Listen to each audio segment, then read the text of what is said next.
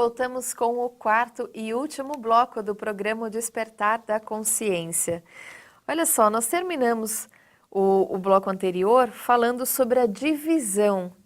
Mas eu fiquei confusa agora, Sebastião. Acho que eu tô laranja de confusa. É o seguinte, a Joana de Ângeles, ela diz que é impossível Dissociar. dissociar. Aí o senhor veio com a informação que eles se dividem em quantas partes foram os órgãos. Como é que fica essa... Quem está certo? Os dois estão certos? Quais são os caminhos? Essas palavras que são colocadas, dissociar significa não vai desligar-se um do outro. Como se fosse possível viver sem o outro e como se eles desmanchassem nesse processo de dissociação. Embora, para gerenciar uma situação biológica, o perispírito ele pode, no sentido de governar cada órgão, cada parte do seu universo energético, ir para um órgão. Porque são entidades os centros de forças. São gerentes desse universo perispiritual. Um centro de força, se você imaginar o centro coronário, ele tem 972 microentidades. Quer dizer, gerentes, conscientes, arquitetos altamente treinados. Então, cada uma dessas entidades já pode gerenciar uma parte do corpo. Até porque um único centro de força, por exemplo, o centro gástrico, ligado ao plexo, né, no sistema nervoso, ele vai gerenciar todo o sistema digestivo e várias facetas. Para gerenciar esse sistema digestivo, ele tem 10 divisões, só o centro de força. Não estou falando das outras áreas do perispírito que vai conectar-se ao corpo, átomo a átomo, molécula a molécula, célula a célula, sem essas microdivisões. Então, nós imaginamos que estas 10 entidades dividem tarefas dentro do sistema digestivo, como se fosse um assimilando ou responsável pela assimilação dos alimentos, outra pelo processo da mastigação, outra pelo processo do trabalho disso no estômago, outras ainda no intestino fino, outras no fígado, outras no reto. Então, várias divisões e responsabilidade desta entidade dividida em 10 personagens. Nós não vimos na questão 151 que a soma dos espíritos não forma um todo? E agora essas microentidades se unem para formar um contexto maior. Então, energeticamente ou no campo vital, que é uma camada do universo perispiritual, a partir dali esta alma vital se divide em quantas partes foram os órgãos, foram as células, forem as microvidas nesse universo. Através dos nadis, ou dos meridianos, que são canais de energias, trazendo de camadas do mundo mental, do mundo emocional para o corpo físico, para transformar-se em vitalidade, interagindo com outras realidades, transformando esse energismo em bioenergia, nós percebemos que quanto mais próximo do corpo físico, mais divisões esse universo perispiritual vai processar ou vai precisar fazer para estar pelo processo de onipresença em cada estado consciencial.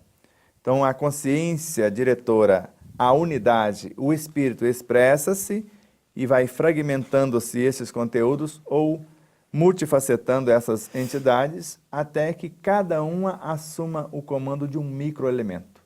Vamos dar um exemplo. Deus é a unidade que a todos sintetiza, ou a tudo sintetiza. Mas para expressar-se, ele expressa-se através do verbo que vai ser trabalhado no Cristo cósmico. Hoje nós entendemos que o Cristo cósmico é um gerente de uma dimensão cósmica, mas ao mesmo tempo ele se expressa por meio dos Cristos que gerenciam os universos que dentro dessas dimensões são infinitos. E esse Cristo gerente de um universo vai expressar-se por outros elementos menores. Vamos colocar aqui um caminho mais curto, mas vamos imaginar que ele está se expressando por meio dos gerentes das galáxias, que são de 120 a 200 bilhões em cada universo.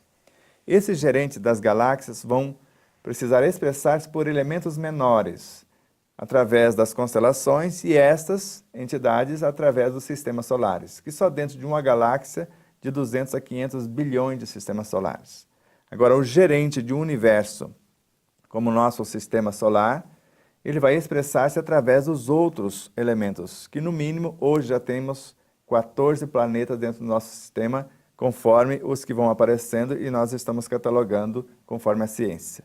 8 ou 9, conforme está na geografia, ou nos livros de geografia, ou de astronomia, e nós vemos agora outros surgindo, mas são mais de 20 planetas, embora eles queiram rebaixar alguns, né, promover outros, em nosso sistema solar.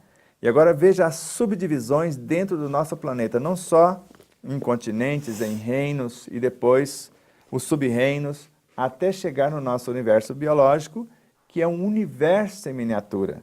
Então é justo imaginar que esse universo em miniatura, gerenciado pelo universo maior, e esse universo mais amplo vai estar representado por cada fração da sua consciência, gerenciando cada situação nesse universo menor. Sebastião, um pouco mais adiante, na página 213, tem um trechinho que diz assim: quando o espírito encarnado muda normalmente, o seu universo psicofísico também se altera. Cada célula física é instrumento de determinada vibração mental. Então, quando o universo espiritual muda, normalmente a tendência é dos seus veículos de expressão mudarem por sua vez. Mas quando a gente diz assim, que o espírito encarnado mudou, nós estamos tratando do que exatamente?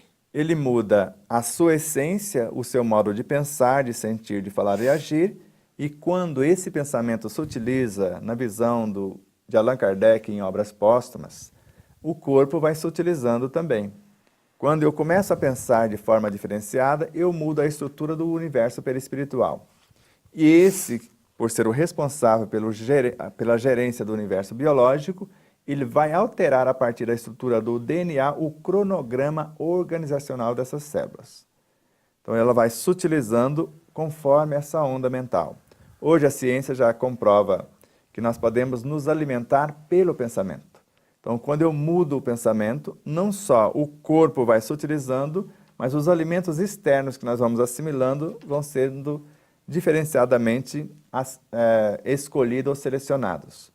Então, quando assim fazemos, quando mudamos de dentro para fora, normalmente de fora para dentro vai ser diferente também.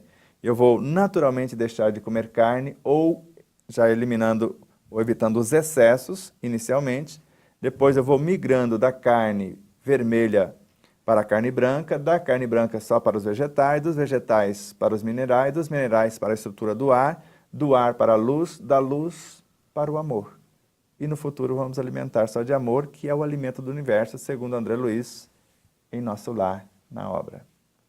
Neste momento nós falamos também da personalidade do homem encarnado? Exatamente, porque a alma encarnada é que pensa. O espírito, ele não pensa no sentido que nós conhecemos. O mecanismo racional do uso da inteligência intelectiva e até da inteligência emotiva é uma função da alma encarnada.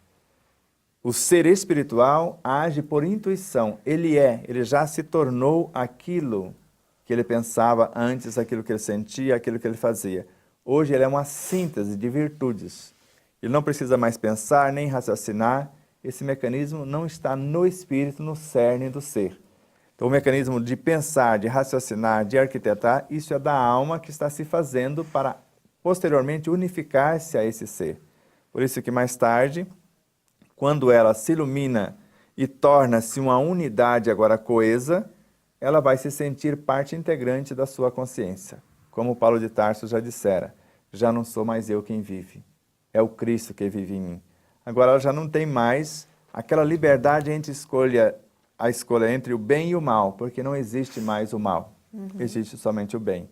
E se o bem de todos é o eterno princípio, ela vai visar somente o bem do conjunto.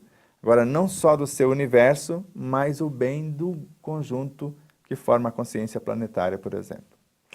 Muito bem. Sebastião Camargo, o livro Despertar da Consciência do Átomo ao Anjo foi escrito por você, sob a orientação do espírito Leon Denis e Miramês.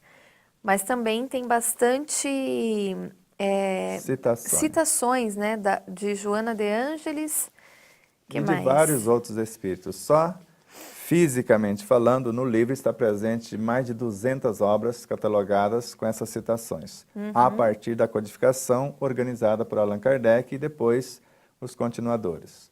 Então, quando aparece a citação no livro, entre aspas, no corpo do texto, ela aparece, às vezes, um númerozinho, a obra que foi tirada. Então, o que está entre aspas não veio através desse trabalho de parceria entre nós, Miramês, Leon Denis e outros espíritos.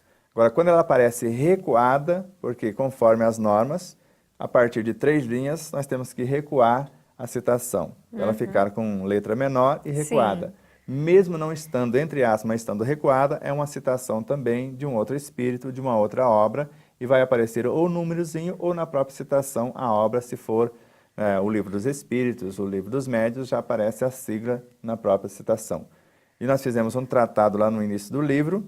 Todas as obras da codificação que forem citadas, o Livro dos Espíritos, o Livro dos Médiuns, que não aparecer essa siglazinha, ou que não aparecer a editora, melhor dizendo, é da obra da editora Petit, então das traduções da Petit. As que não forem as citações da editora Petit, vai aparecer lá da FEB, da LAC, né, de outras editoras, mas só para o leitor estar atento. Mas esse tratado está mais ou menos explicado no início, mas não estava explicado isso que nós acabamos de falar. O entre aspas no corpo do texto, o grifo nosso, nós quisemos, dentro da citação, dar um destaque para que o leitor prestasse atenção naquela frase que foi grifada, além da citação como um todo, e as citações faz parte da ideação do projeto ou da proposta. Tá ótimo, então, Sebastião Camargo. Muito obrigada por mais um programa e por mais essa escola, né? A gratidão eterna é nossa, paz e luz e muito amor a todos. Um abraço, até o próximo programa.